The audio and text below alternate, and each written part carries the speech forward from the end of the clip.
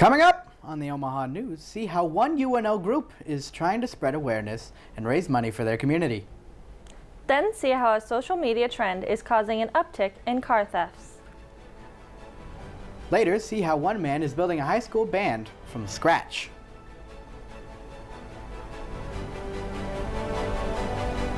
All this and more on the Omaha News. Welcome back to the Omaha News. I'm Jackson Piercy. And I'm Hannah Wheelock. Wear Black Give Back began today at noon. UNO Giving Day is a 24-hour day of giving to the University of Nebraska at Omaha to raise money for scholarships, colleges and programs, student groups and activities, inclusion and wellness, and much more. This year, UNO has a goal to receive 4,000 gifts during the 24-hour day of giving. You can listen to mavradio.fm today and tomorrow for coverage and updates about Wear Black Give Back. According to the Cyber Smiles Foundation's latest report, online abuse towards the Asian, Asian American, and Pacific Islander community has risen by as much as 900%. I talked with members of the AAPI affinity group at UNO to see how they are combating this implicit bias. Among the groups at UNO, an AAPI group is making efforts to spread the word and get funding for the goals they have set. The goal of the group is to celebrate, connect, and jumpstart their professional development and advocate for their community. AAPI Affinity Group co-facilitator Yue Zhang says community engagement is another focus of the group. We are calling our members, our community members, to join us and support AAPI Affinity Group and also help promote diversity and academic excellence at UNO. The Asian American Pacific Islander Faculty Staff Affinity Group was started in 2021 when faculty from the AAPI community felt that they were facing certain limitations and stereotypes based off their ethnicity. With UNO's upcoming Wear Black Give Back fundraising event, the AAPI Affinity Group has an opportunity to raise money for future projects. AAPI Affinity Group co-facilitator Lei Guo gives thanks to a generous donor that will support during Wear Black Give Back. So we're very lucky. We got 5,000 donation from a retired dentist from UNMC. He has a requirement. He wants us, to match this $5,000 per every year. The money collected will go towards the Group Excellence Fund that would allow the group to accomplish goals like creating an annual AAPI lectureship series. Wear Black Give Back is going on now until tomorrow at noon. The AAPI Affinity Group has already raised over $1,000. If you would like to support, visit the Wear Black Give Back website. The national blood shortage continues to loom over the medical community. Facilities like the Nebraska Community Blood Bank report that blood reserves are stable, but there aren't enough donors right now. Reporter Ben Copeland provides an update on the status of the shortage nearly 2 months later. With the lack of blood donations to the American Red Cross and local blood banks, the blood shortages initially declared back in September are still in effect. The Nebraska Community Blood Bank is a nonprofit focused on supplying local hospitals such as Children's and Nebraska Medicine. According to them, a large reason for the shortage is a lack of donations from high school and college students. UNO student Jess Williams explains that while she used to donate, maybe about 2 years ago, it was just something that I knew it was good to do. It was something I did in high school. Like many students, Williams hasn't donated lately. According to the University of Maryland, factors preventing people from donating include fear of needles, confusion about the need, and just being too busy. The Nebraska Community Blood Bank says that they need about 1,000 donations per week, which is stifled by the fact that they can only see a donor once every 56 days. But there is hope, as they are seeing rates slowly rise. Account manager Robin Stewart says that blood donation is important to our community. Our hospital services and everything will directly take your blood right over to the hospital, so it's a quick process. Donation time is an hour, and the impact is incredible. People have a great experience here and they tell others. So we've seen a big uptick in that as well. So I'm hopeful. The amount of blood that the bank carries at the moment is only enough to last 3 days, so long as no significant accidents or trauma-inducing events occur. The Nebraska Community Blood Bank is looking to reach a goal of 50,000 blood products by the end of this year. Thanks, Ben. But if I wanted to donate blood, how would I go about doing that? Well, if you are interested in donating, there are several drives as well as donation centers open in the area, hosted by Nebraska Community Blood Bank and the Red Cross. And while you can set up an appointment ahead of time, they do accept walk-ins as well. Thanks, Ben. After the break, reporter Dee Warren gives advice on how to improve car security for Kia and Hyundai owners. Then, get an inside look at an elegant soiree in conjunction with Omaha's most recognizable logo.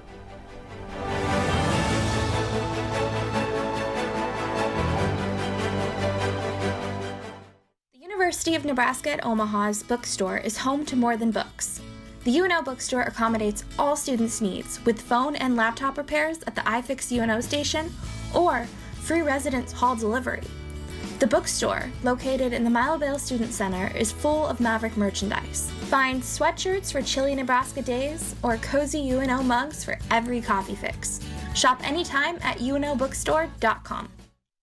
Nearly 3,000 student athletes competing in 19 varsity sports from 9 institutions. Compete for nationally ranked teams to become academic All-Americans and NCAA champions. Nearly 100,000 students and more than 800,000 alumni celebrate their schools as they rise to reach the summit. The Summit League, where tomorrow's leaders reach the summit today.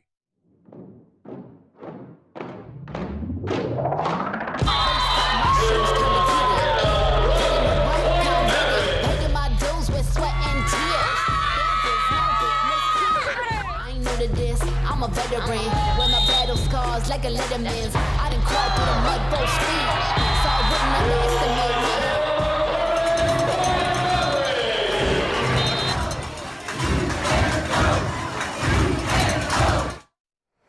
up in 5, 4, 3, 2, 1. Faded press to a full.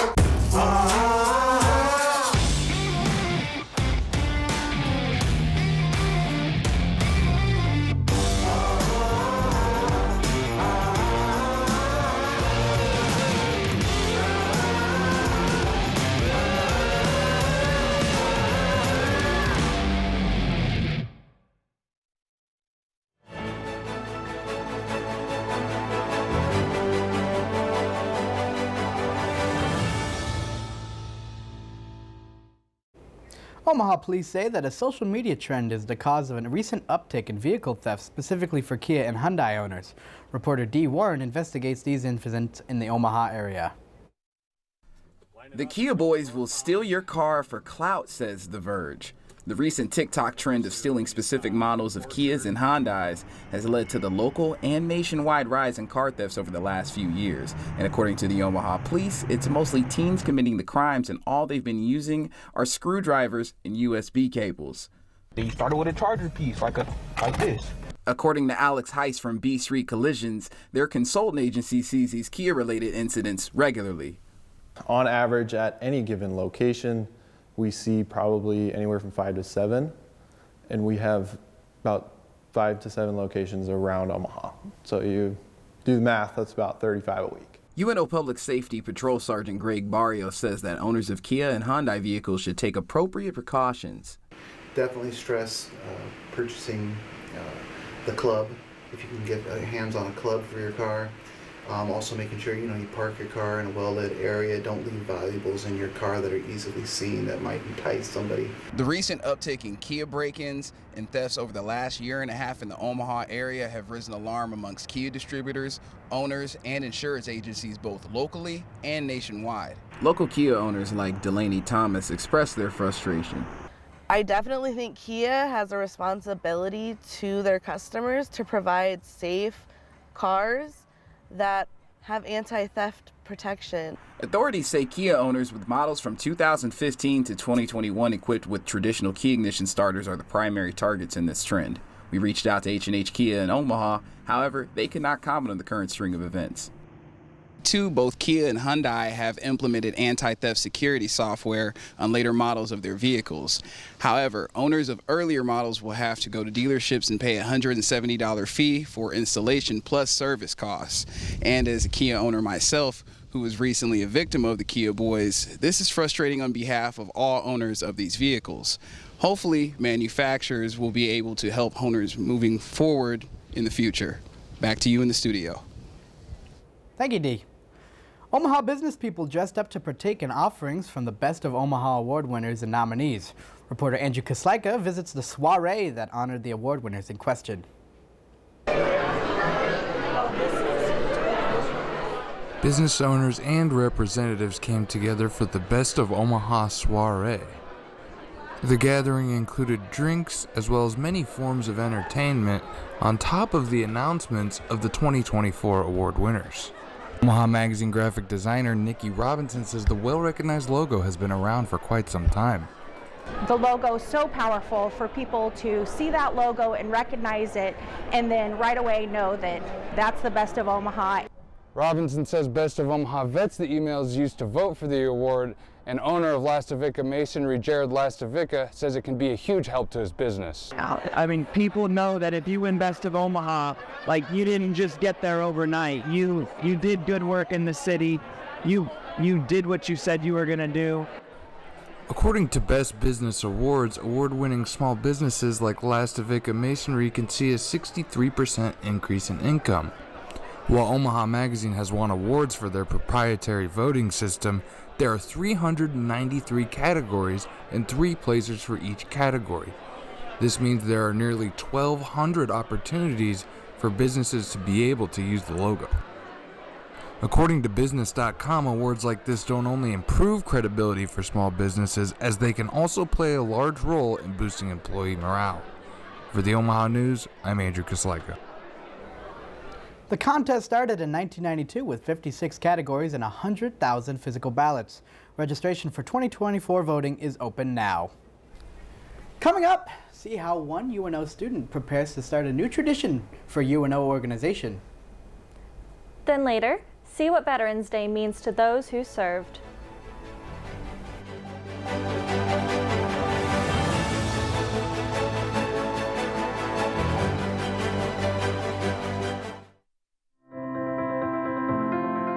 The media landscape is vastly different from the past. Conglomeration and consolidation have changed the skill sets required to succeed.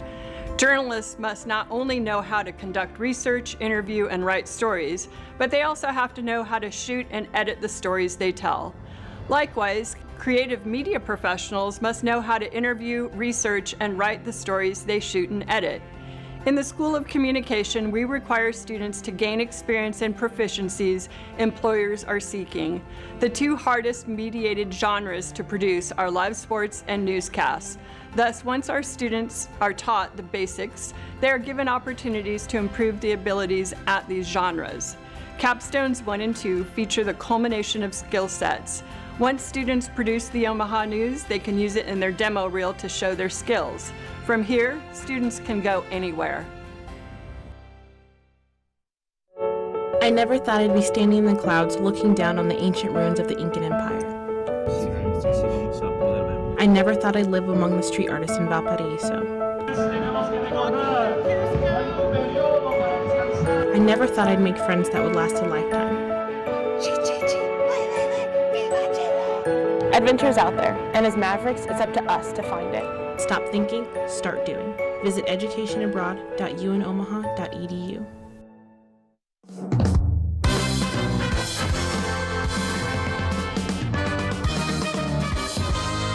It's a super fun activity. The group only rehearses as needed to prepare for the music that they provide at games. And we're always looking for ways to continue showing what the very talented students in the Maverick Machine are capable of. I really enjoy doing pep band because it's music that is very familiar to me.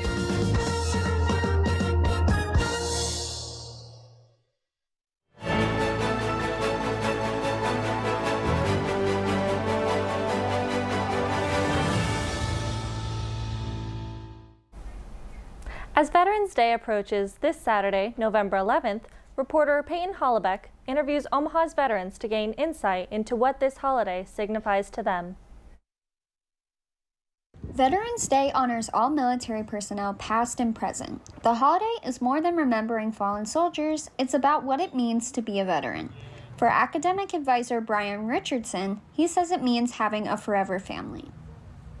Everyone who's currently serving and everyone who has served in the past is my family. You can be in a place where you don't know anyone, and the moment you find out that you both served, you share a bond, you share a commonality of experience. According to the 2022 census, Omaha has over 24,000 veterans. They are honored and remembered here at Memorial Park. That bond between veterans is also what can make this holiday so tough for those it honors. For veterans like Army Sergeant Dr. Michelle Black, it means taking the time to remember those who are no longer with us. It is just one day I make sure I stop and I think about the soldiers that I've lost, my colleagues that I've lost. Dr. Black also says veterans never tire from hearing "thank you for your service." She says military service is a sacrifice, but one she and other veterans happily make for their country. For the Omaha News, I'm Peyton Hollebeck. To honor its veterans, Omaha will be hosting a Veterans Day ceremony at Memorial Park this Saturday, November 11th at 11 a.m. The Durham Museum is also hosting a celebration from 10 to 12 on Saturday, which includes a history lesson for the children. According to a survey by EdWeek Research Center in 2023, 41% of educators feel their safety is decreased at school. Teachers are concerned about the lack of gun safety being taught at home and how it can affect safety in schools. Gun safety activist Sheila Turbis wants parents to know that education starts at home on the topic of gun safety. If you own a gun, it is your responsibility, hands down, as a parent, as a gun owner, to teach and talk about that responsible gun ownership. The fear of going to work is one of the many reasons teachers are leaving the education field. Nearly 55% of educators stated that they are ready to leave their profession earlier than planned, with gun violence being a major key factor, according to ZeroEyes.com. The word forensics may suggest examining crime scenes, but UN Omaha's forensics team, MAV Forensics, does something different. Forensic speaking is a type of Aristotelian rhetoric, otherwise known as public speaking. Reporter Wyatt Moravets introduces us to a new member and explains her perspective. First-year MAV Forensics team member Rose Crouch has been preparing to compete with the team since January. Crouch competes in 3 categories: program oral interpretation, impromptu, and is polishing a 3rd persuasive category speech she says allows her to address important issues. I'm talking about some of the ways in which people have been desensitized to gun violence. Crouch says that the deadly arithmetic of compassion, also called compassion fatigue or emotional burnout, is an important factor. The theory is that people have an upper limit of bad things they can hear about before they lose the ability to care. Powerful speeches like this can receive nominations to compete in a national contest. But why stop there? Co-director of MAV Forensics, Trey Madero-Graham, says that the team is planning to go international for the first time in its history. We are going to the International Forensics Association tournament, which is going to be held in Dublin, Ireland. Our goal is that we want to be able to take students to a once-in-a-lifetime opportunity tournament that they may never get again. The prospect of an international competition in an activity the New York Times says most Americans find scarier than death could cause some apprehension. However, Crouch says that focusing on the little things helps every day remain exciting. For the Omaha News, I'm Wyatt Moravets. MAV Forensics has more than doubled in size since 2020, going from 7 to 17 members. This spring, the team will compete in Dublin, Ireland from March 8th through the 13th. After the break, we'll see the journey of a high school marching band as they continue to grow and build culture through music. Then, we'll look at how a new stadium may open more doors for soccer fans in Omaha.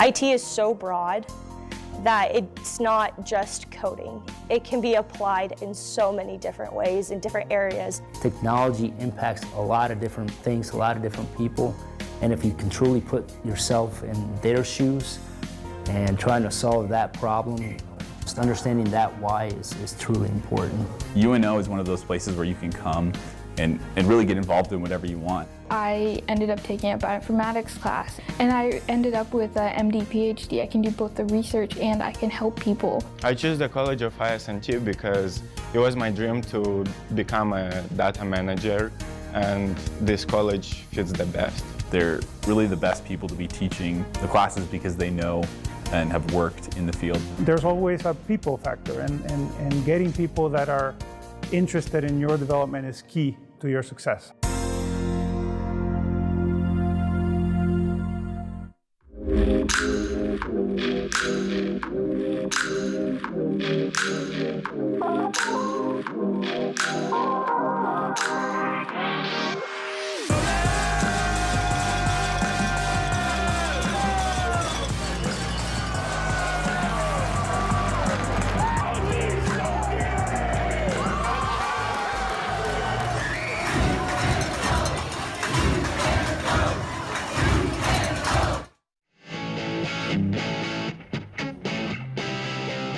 Omaha's best college radio station. It's MAV Radio.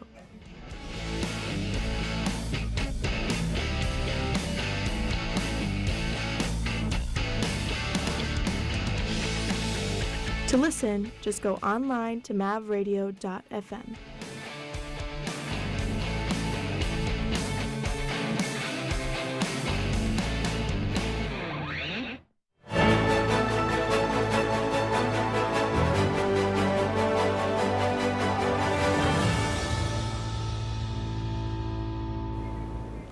With all the pomp and the fanfare of the high school marching band, it's easy to forget that the roots of many of the bands in the state had to begin somewhere.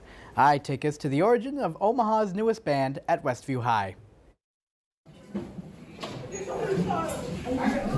After opening its doors in August of 2022, band director Doug Bogatz and the rest of the Westview High School staff have had the challenge of starting a program from scratch. It's been an interesting experience, to say the least. It's been very fulfilling. The kids have been working super hard. We have pretty much needed to build everything up, and I mean everything. Bogatz says that the culture of building a band his way goes as far as the quality of the product on the field to even the way students put on their socks. It's like no detail is too small. Like, we have a process and a method for everything. Like, we have definitely made strides this year and getting that a lot closer to where it needs to be. After coming from more established programs like Fremont and Millard West, Bogatz has had to build his program through playing it by ear, as Bogatz would put it.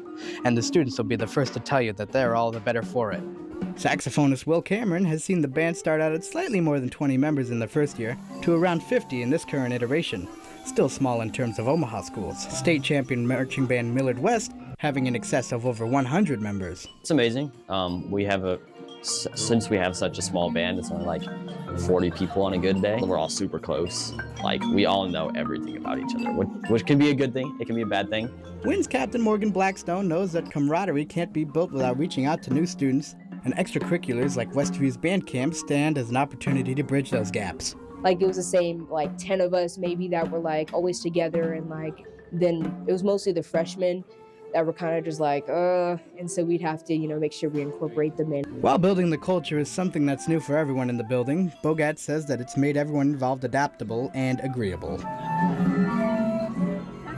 At this year's state marching band contest, Westview scored 63.7 points, putting them within the top 20 marching bands to compete. Union Omaha, Nebraska's only professional soccer team, is hoping to build a $100 million soccer-specific stadium to hold 10,000 fans in the near future.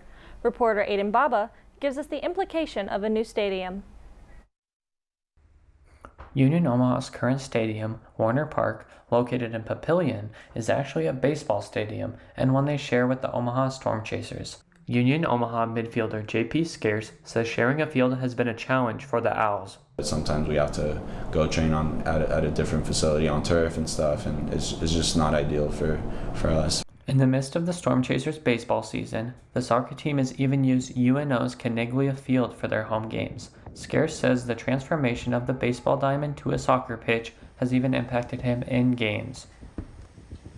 You can notice in the game where there's some spots where the grass isn't up to par. Not only would this give the Owls their first soccer-specific stadium, but it would also allow for the creation of a women's team, a space to hold community events, and it would improve the overall soccer scene in Omaha. According to USL League One, Union Omaha has had the third highest attendance out of all teams, and the league as a whole set a new attendance record this season. Union Omaha head coach Dominic Casciato says he's felt the fans' impact in his first year with the team. Yeah, the fans have been a massive part of it. They've been so friendly and so welcoming and so supportive as well. Union Omaha hopes to get help with funding from the state with Legislative Bill 621, which would give the team up to $50 million in funding to help the future of soccer in Omaha. USL League One President Lee O'Neill says the league is encouraging and working with team owners to secure their own stadiums. For the Omaha News, I'm Aiden Baba. After the Owls' final game of the season, Union Omaha President Marty Cordero posted to social media last Monday, sharing that the team expects to secure a soccer-specific stadium, a future women's team, and that they will persist in that push. Before our final story today, we wanted to ask everyone to make sure and follow us on Facebook, Instagram, TikTok, and Twitter at UNO The Omaha News, or go to unomahanews.com for even more news. The Omaha News went live 20 years ago for the first time. Today we celebrate and thank the studio crew, students, professors, and staff that have helped the Omaha News get this far. Over the past 3 years, students have won over 30 national and state journalism awards. From sets donated by local studios like KMTV and WWT in 2003 to live presidential election coverage in 2008 for 4.5 hours, students have reported on the tragic Von Mar shooting of 2007, UNO athletics moving to Division I, and the loss of football and wrestling, the dormitory fire in 2014, and the construction and opening of Baxter Arena in 2015. The Omaha News has reported on historical moments. That's the Omaha News for today. Thanks for joining us. And have a great week. Now he's getting ready to start his acceptance speech. We're going live right now. We have breaking news from Westroads Mall. A shooting happened earlier this afternoon. From Facebook to flyers, students on campus are rallying to save the wrestling and football programs. A single cigarette. That's all it took to destroy one dorm building on South Campus and leave almost 50 students without a place to call home. The sparkling new gem just south of Exarban Village these days. With that, the 2023 fall semester is over for us, and we all want to tell you. For all of us here at the Omaha News. Thanks for watching.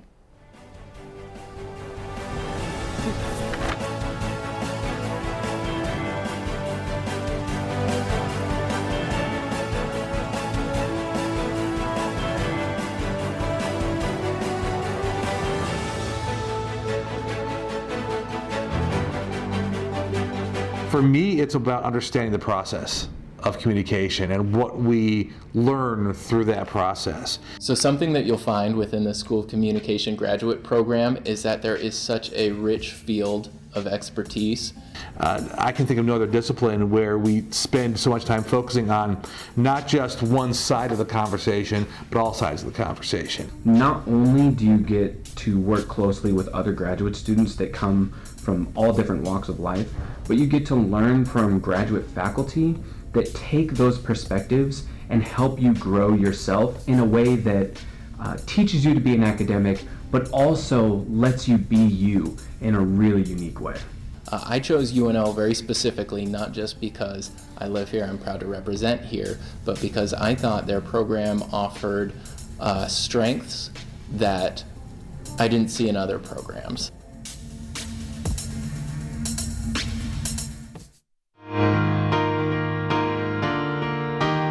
For more than 20 years, only one program has addressed topics that matter to viewers. Only one program delivers the information that Nebraskans need to live the good life. I'm Kathy Wyatt. Join my guests and me as we discuss those issues every week on a program we call Consider This.